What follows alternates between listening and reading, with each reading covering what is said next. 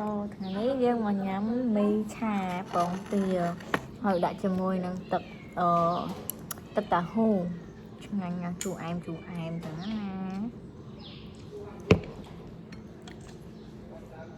nè.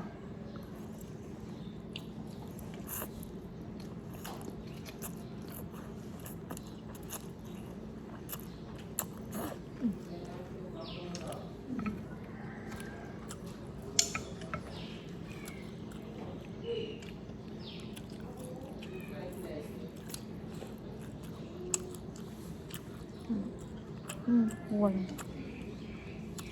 lại mới có con space đâu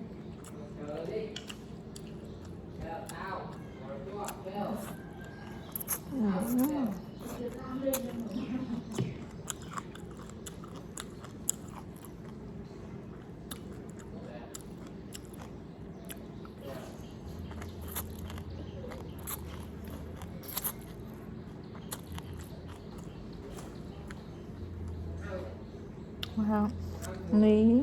chá đang được môi tự đào hú á chứ anh nha chăm sạc thử tám á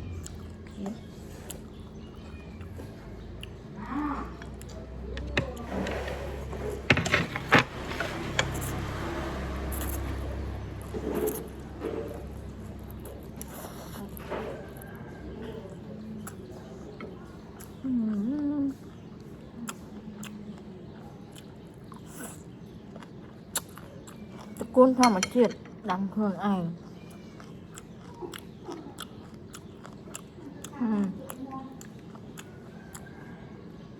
đó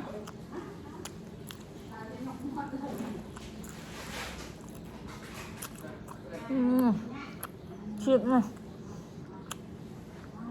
chanh đó bây giờ dập cho tao không biết chanh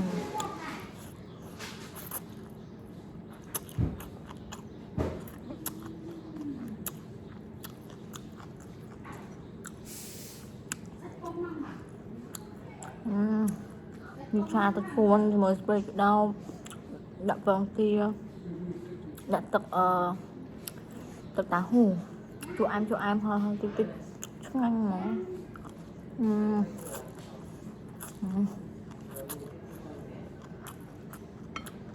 nó các bạn em